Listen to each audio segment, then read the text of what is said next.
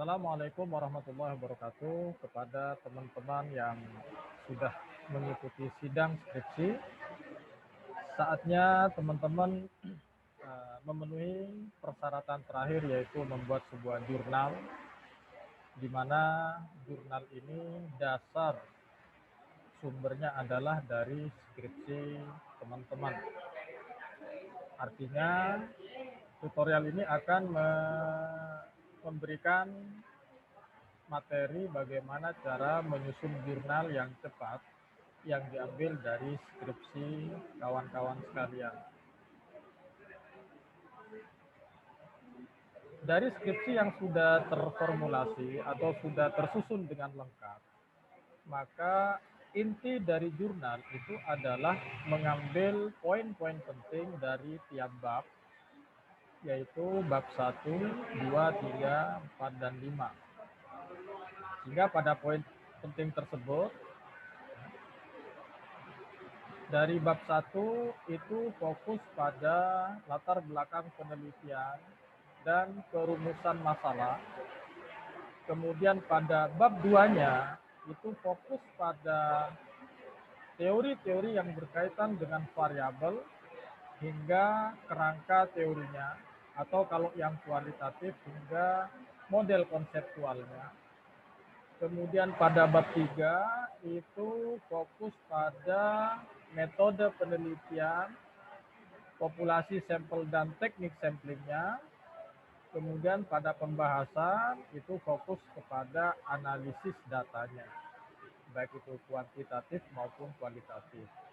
Kemudian diakhiri dengan penutup, yaitu terdiri dari kesimpulan dan saran.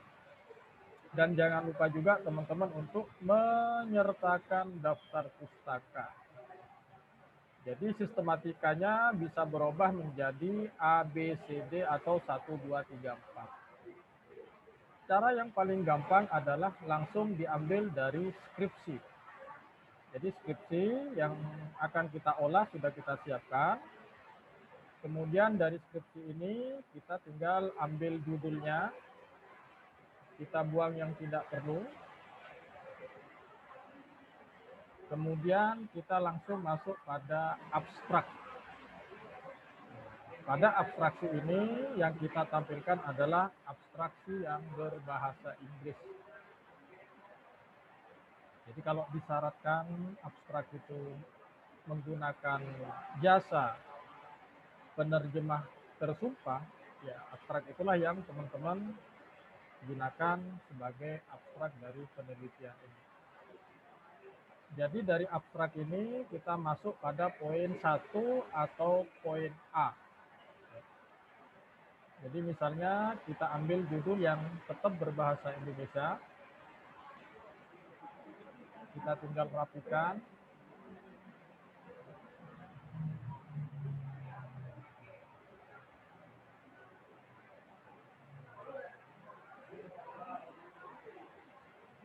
Kemudian ini nama Anda sebagai peneliti. Kemudian kita langsung masuk ke poin A, yaitu kalau mau kita susun lebih dahulu bisa dengan cara misalnya di poin A ini latar belakang penelitian. Kemudian nanti masuk ke poin B itu tinjauan pustaka. Masuk ketiga ini metode. Kemudian yang keempat adalah pembahasan. Dan terakhir adalah kesimpulan. Oke. Jadi teman-teman pada latar belakang ini kita langsung ambil kalimat-kalimat atau paragraf-paragraf yang menurut kita bisa merepresentasikan atau mewakili dari latar belakang penelitian. Kita tinggal buang yang tidak kita perlukan. Kemudian pada latar belakang mungkin akan ada kalimat-kalimat yang tidak terpakai. Pada kalimat yang tidak terpakai itu bisa kita hilangkan selama kita tetap menjaga benang merah atau sinkronisasi dari tiap paragraf ke paragraf berikutnya.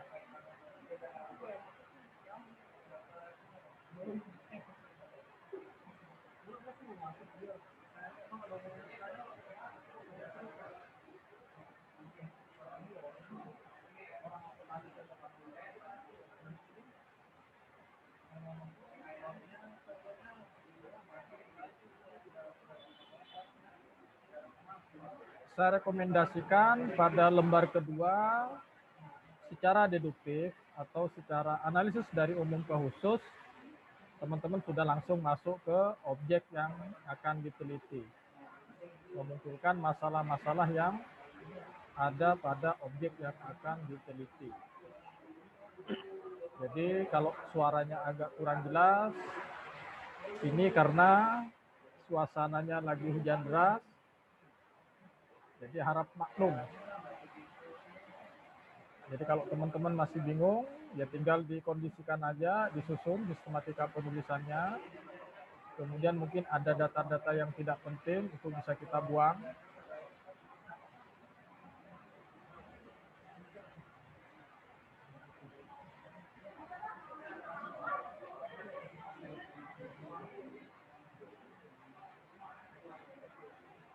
Jadi kalau dianggap latar belakang itu terlalu panjang, itu nanti bisa kita koreksi ulang, sehingga masuk di akhir kalimat adalah ketertarikan si peneliti untuk melakukan penelitian. Biasanya paragraf pertama dan kedua di akhir itu tidak dihilangkan. Tapi yang dihilangkan adalah kalimat-kalimat yang mungkin narasinya umum, bersifat umum.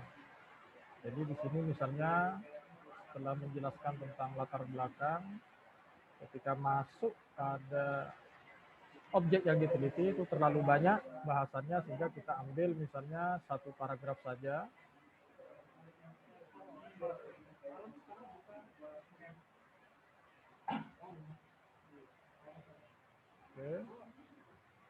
Oke, kita anggap ini sudah selesai. Kita masuk ke poin B.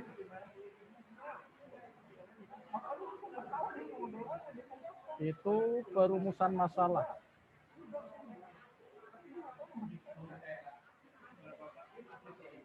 Pada poin ini kita tidak perlu lagi menambah atau mengurangi. Cukup langsung saja masuk kepada narasi skripsi. Ya. Agar kelihatan kalimat paragraf jurnal ini bisa kita sambungkan. Misalnya satu, kemudian kita lanjutkan ke poin pertanyaan nomor 2 dan 3.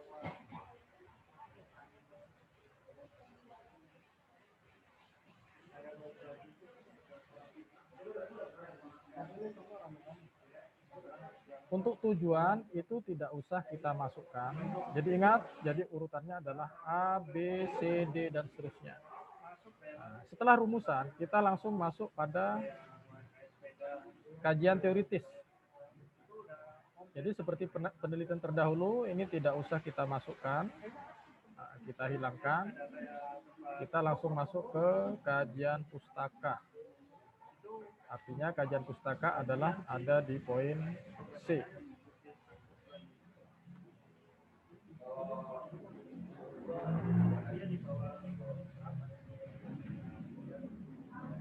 Pada kajian pustaka kita fokus pada teori yang langsung berkaitan dengan variabel penelitian. Jadi narasi teori-teori umum atau grand teori ini bisa kita hilangkan. Kita langsung masuk kepada teori yang berkaitan dengan variabel. Ya. Misalnya pada kajian pustaka ini yang pertama adalah kita lihat judul customer experience, berarti langsung masuk ke customer experience. Masuk ke customer experience.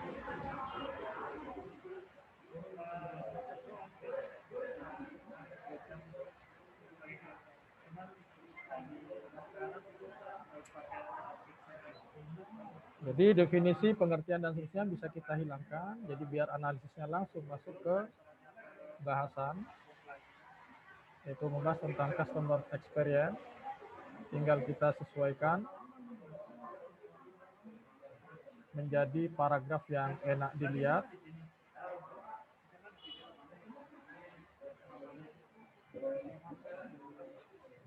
Untuk kemudian lanjut kepada teori yang kedua, yaitu kepercayaan pelanggan. Jadi pada kajian pustaka ini kita boleh setelah C kasih sub-subbab itu poin 1. Poin 1 yaitu kepercayaan pelanggan. Langsung kita masukkan teori yang menjelaskan tentang variabel X2-nya.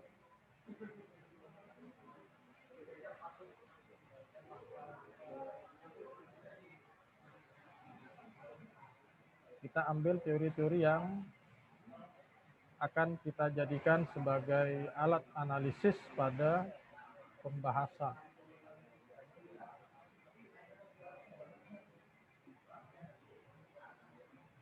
Kemudian yang ketiga adalah kepercayaan pelanggan.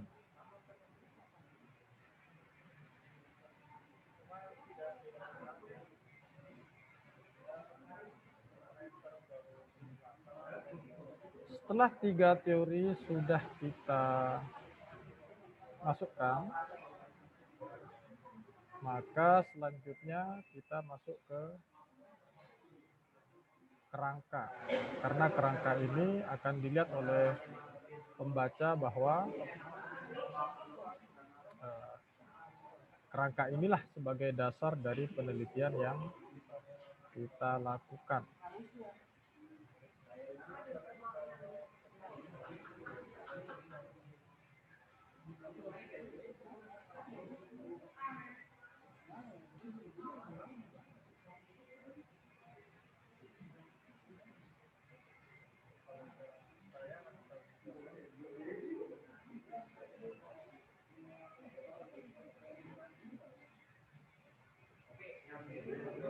Kita langsung ambil teori-teori pentingnya saja. Jadi pada variabel X2 dan ini adalah variabel Y-nya.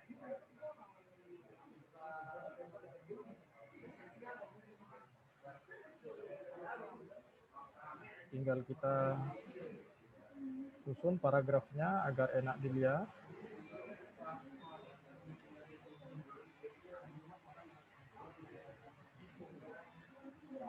Dimensi ini tidak usah kita masukkan karena pembaca juga paham bahwa uraian dalam naskah originalnya atau dalam skripsinya itu sudah pasti memuat tentang dimensi ini, sehingga kita bisa langsung masuk pada kerangka pikir.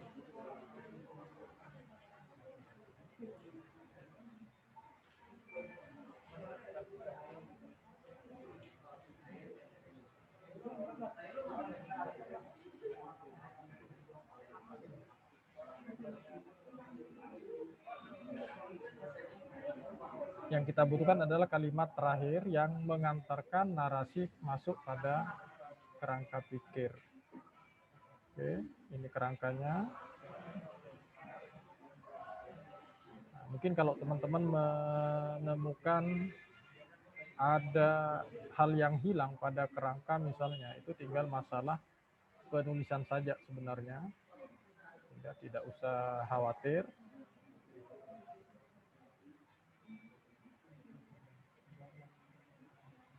Jadi kerangka kita buang. Kita langsung masuk ke kerangka teori. Oke.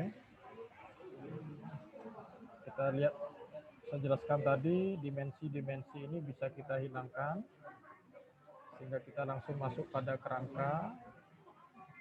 Jadi kalau dianggap ada paragraf yang kurang bagus, itu bisa kita atur kembali positioningnya. Karena kadang teman-teman menyusun skripsi itu dengan format yang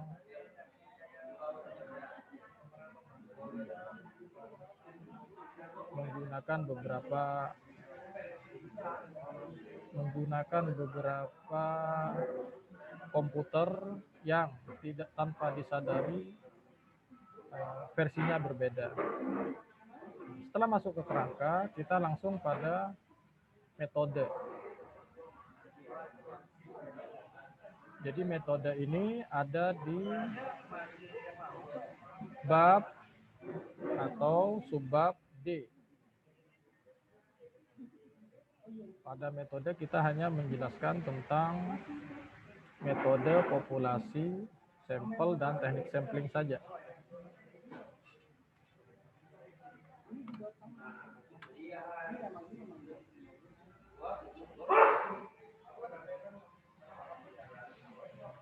Jadi metode atau pendekatan penelitian,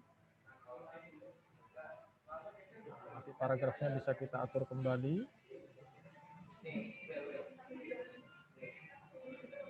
Jadi definisi yang menjelaskan tentang metode itu tidak usah kita terlalu banyak memuatnya. Langsung kita masuk ke poin-poin pentingnya saja.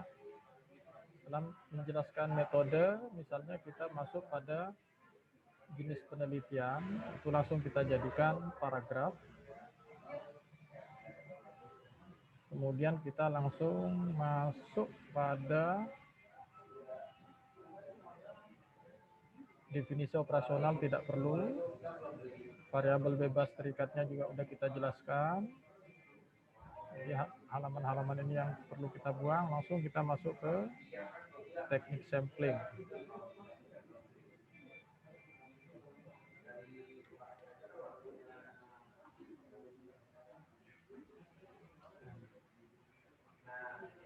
Jadi di metode ini bisa menjadi satu kesatuan dalam kumpulan paragraf ketika kita menjelaskan populasi. Jadi di sini langsung menjelaskan bahwa poin inti dari populasi langsung pada jumlah populasi, kemudian pada sampel juga langsung masuk pada kalimat sampel.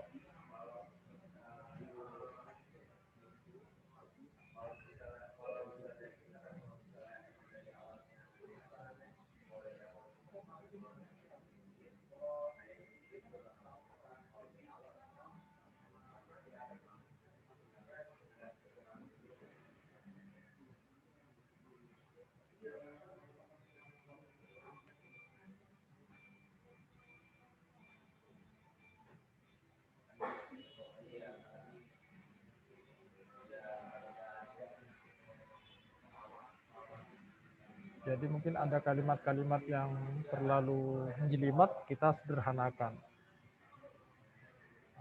Teknik analisis data itu juga bisa menjadi bagian dari paragraf saja.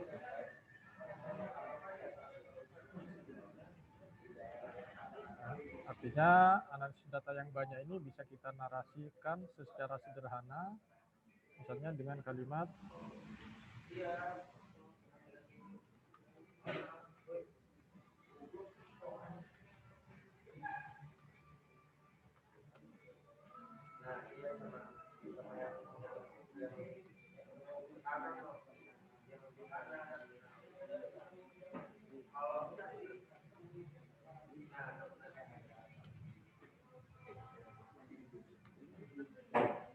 sehingga kita langsung masuk pada pembahasan.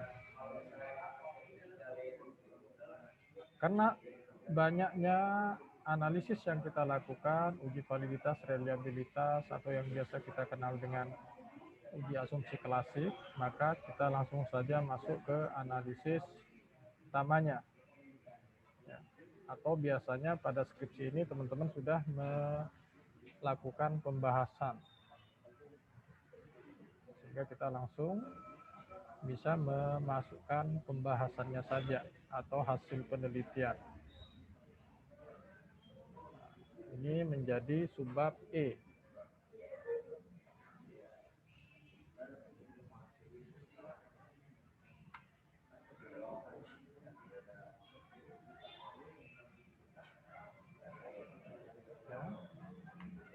Jadi dari hasil penelitian ini kita menjelaskan yang pertama misalnya profil responden dan seterusnya itu tidak usah dimasukkan. Kemudian juga begitu analisis yang lain. Kita langsung masuk saja kepada pembahasan yang dilakukan pada skripsi ini setelah menginterpretasikan analisis statistik dengan hasil-hasilnya. Ini yang saya maksud. Jadi pembahasan fokus saja pada narasi yang sudah teman-teman buat pada skripsinya.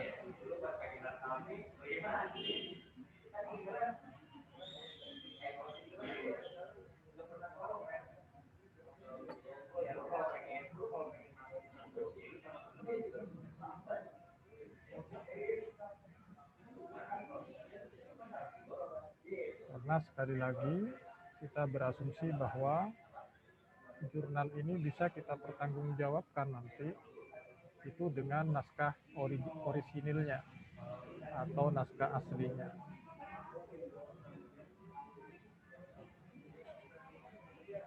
Jadi banyak yang kita buang di sini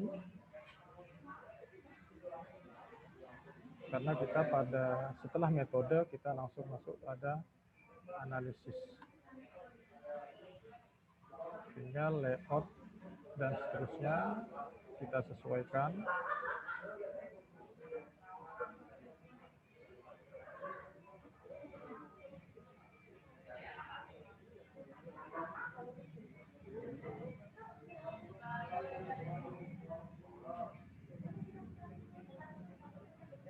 Ini yang punyanya kepalanya sambil miring-miring, guys.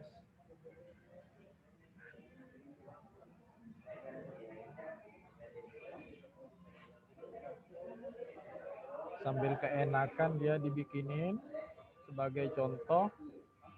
Ya, namanya juga rezeki anak soleh ini namanya.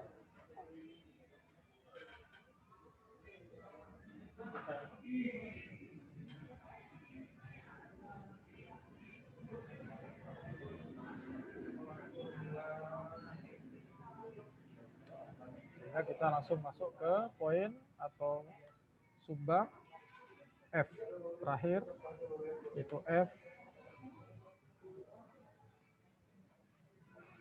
F-nya hilang, guys. Ya.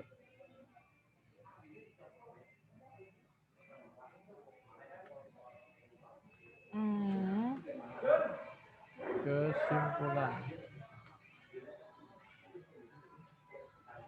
Pada kesimpulan, kita langsung saja masuk kepada narasi kesimpulan.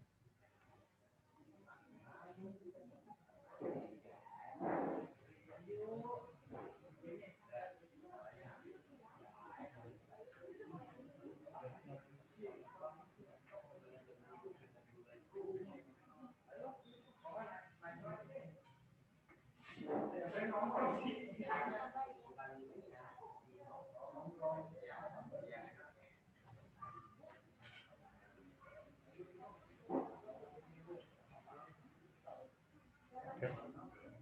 Kemudian misalnya saran mau kita masukkan, tinggal kita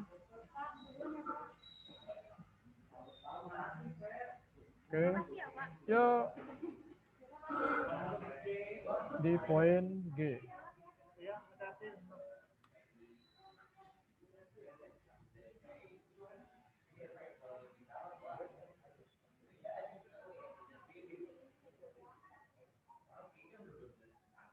Jadi demikian teman-teman, gampang kan? Nah, tinggal daftar pustaka ini tetap kita gunakan sebagai dasar rujukan. Sementara untuk tabel-tabel lampiran itu bisa kita hilangkan.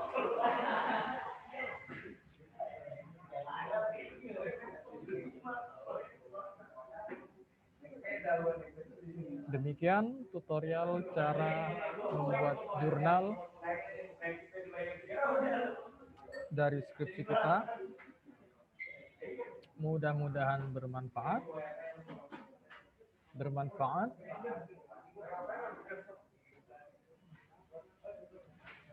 Tinggal kita rapikan, ya, terutama pada halaman, kemudian pada spasi, layout, margin, dan seterusnya, sehingga artikel kita benar-benar siap untuk dipublish. Jadi dari 100 sekian halaman, kita press menjadi 27 halaman, lengkap dengan daftar pustakanya, atau kalau kita lihat dari konten, itu hanya 17 halaman. Demikian, terima kasih. Semoga bermanfaat. Selamat menyusun jurnal. Wassalamualaikum warahmatullahi wabarakatuh.